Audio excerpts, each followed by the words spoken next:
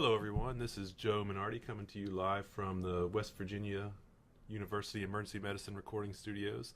On my left is Dr. Brandon Wilson, one of our stellar second-year residents who is an ultrasound rock star. Say hello, Brandon.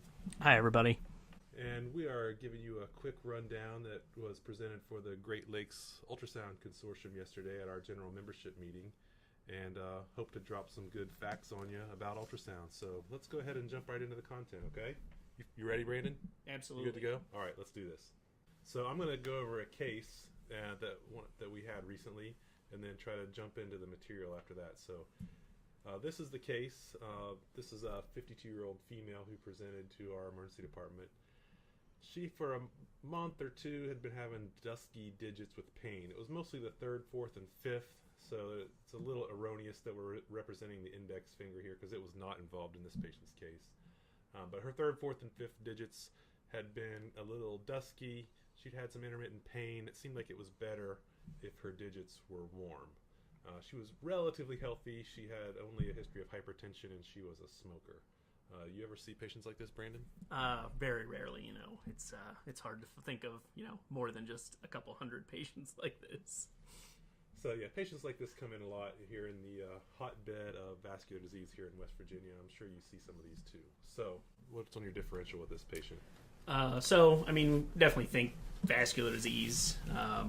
Sometimes I think probably more prominently diabetes. A lot of those people, at least in my head, almost all of them have these bad neuropathies that sometimes make it hard to tell if it's something new or old. And then I guess some of the, more obscure things. I do think sometimes about some of our IV drug user populations. Sometimes they can have some issues too. Yeah, embolic things. When I hear smoking and dusky digits, I always go to Berger's disease. I don't know why that's the first thing in my head. Raynaud's phenomenon. There's a lot of possibilities. Big differential for this. So that's the intro to our topic, and is this: let's get vascular. So, Brandon, before we start, let's do push-ups. You ready? Sounds great. Right. This is actually Brandon. He just finished. He did push-ups and jump squats, and so we're ready to go. Got to get the pump on. Disclosures. I've done a few educational things for GE. They compensated me.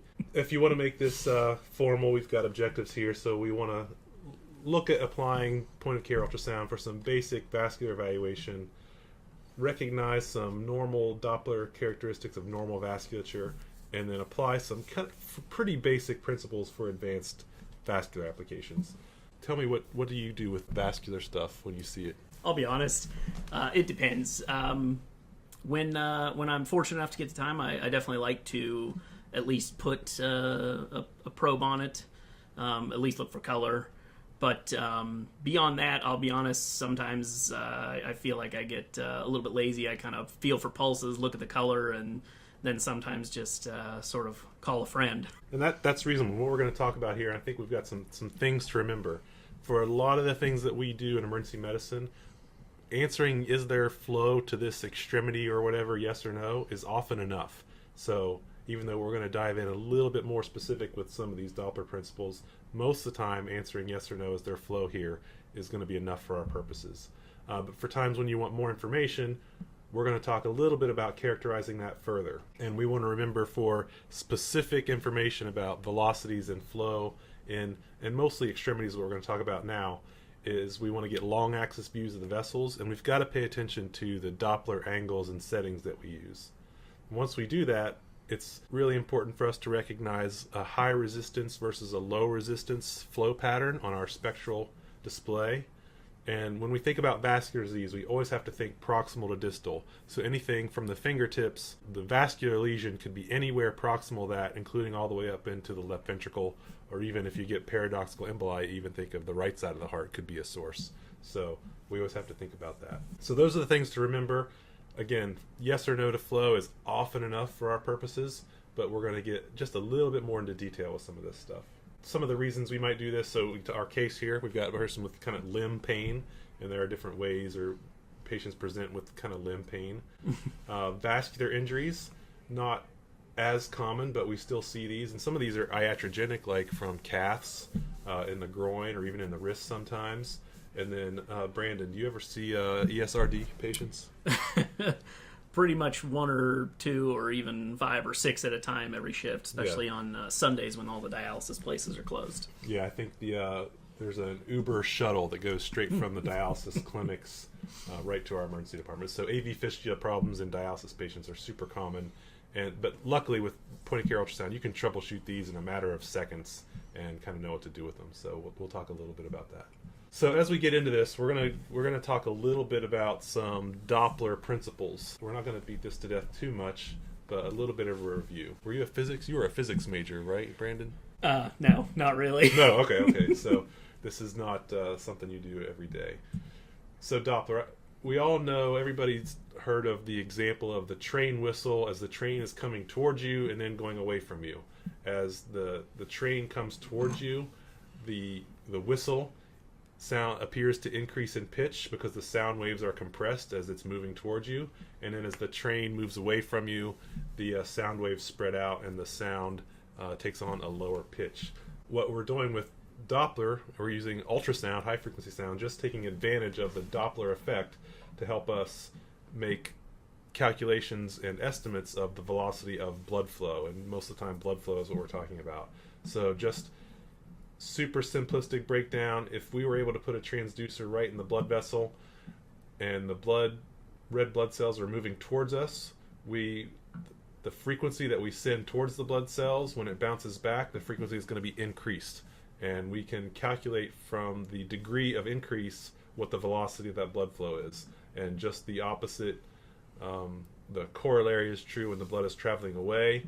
The frequency we transmit, when it bounces off the blood vessels moving away, the frequency decreases, and we can use that decrease to estimate velocities. So the actual, whether it increases or decreases, doesn't matter that much to the ultrasound machine. It's just how much that frequency changes from the transmitted frequency that we're using to calculate velocities. Is that pretty straightforward? I think so. So this is just an example of what this might look like. So if this is our blood vessel here, we've got blood flow moving from your right of the screen to the left of the screen, and our transducer is transducing at a perpendicular angle to that blood flow. We can see our dark black lines as our transmitted frequency. When the sound bounces off of those blood vessels that are exactly perpendicular to our ultrasound beam, the frequency does not change because these blood cells are not moving either toward or away. They're exactly perpendicular. So this is going to be an important concept here in a few minutes. If we come at an angle, then we can detect a frequency shift, which we can use to calculate velocity. And if we really care about formulas, I don't care about formulas. I like to let the machine do all the calculations and the math. But it is important to recognize the concept that we need some kind of angle to get the blood vessels oriented, moving towards us or away from us, so that they're not perpendicular to our ultrasound beam. Is that pretty fair? I think so. So if the ultrasound beam and the blood flow are perpendicular, you cannot get accurate calculations about your blood velocity. There's the math. Spend your free time calculating some of that by hand if you'd like. As soon as Littman makes a scientific calculator I can carry with me, I'll be the first one. So the ideal scenario would be that we have a blood vessel that we're interested in, and we're able to place our transducer directly in that blood vessel and calculate the velocity of blood flow directly without having to make any corrections due to the angle. Do you ever do this? No.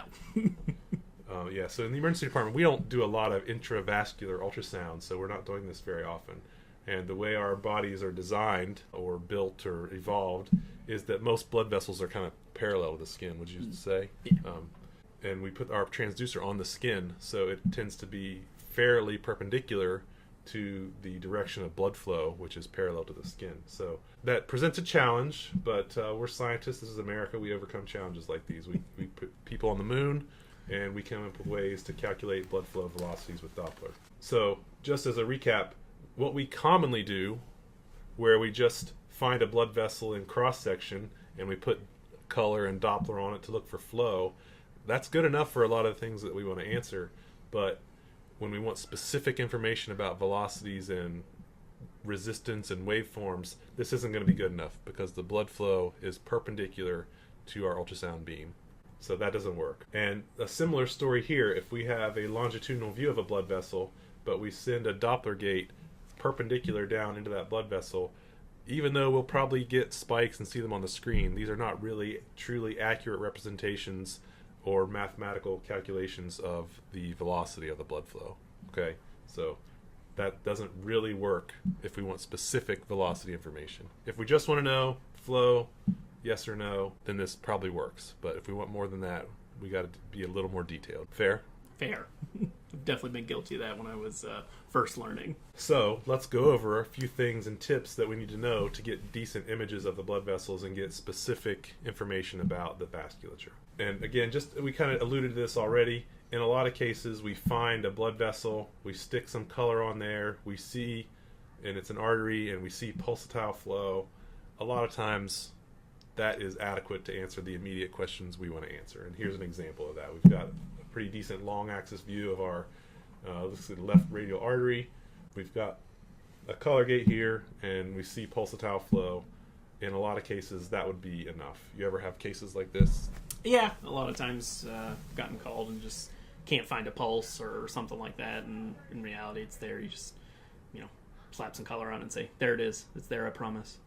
Or have you gotten the ones where there's no flow when you thought there was, or you were trying to stick like a catheter in? I have done that a couple times where you're definitely worried about it. You're like, oh man, putting in this radial art line, I can't see what's going on, and then you put the probe on there and you're like, oh, that's why I'm not getting any flashback. Yeah, that does happen. That's why I like to use ultrasound for arterial lines. And definitely helps troubleshoot a lot more than I originally thought. Radial artery occlusion is a hindrance to radial art line insertion, or at least successful radial art line insertion. So it's good to know that before you stick it. Yeah. I think. But so, for our purpose, there are a lot of things where just finding a vessel, seeing pulsatile flow with color and/or Doppler without any specific velocity information is probably going to be adequate. But we're going to talk about cases where maybe we want a little more detail. One, we've got to get a longitudinal image of the vessel. We can't do this with cross-section or short-axis views of the vessel. And then the next piece is we need to shoot our Doppler beam at some sort of an angle. Now the nice thing is if you put your system on a vascular setting, it usually defaults to this angled Doppler angle, so you don't have to do that yourself. But if for some reason you're not, there are adjustments to change the angle. And the other thing is the most laminar flow in the vessel is in the center, and that's where we want to make our calculations from. So we want to bring our Doppler in at an angle, and we want to line up our gate as much as possible in the center of the vessel. Okay, so that's what we're looking for. Swing. Yeah. Swing. Swing.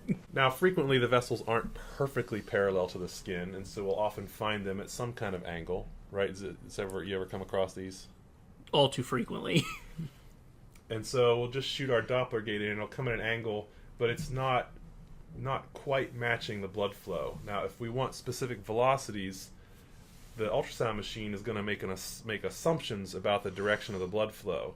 But if its assumption is usually going to be that the blood flow is essentially perpendicular to our Doppler gate, but at some angle to our Doppler beam that we have sent down into this blood vessel.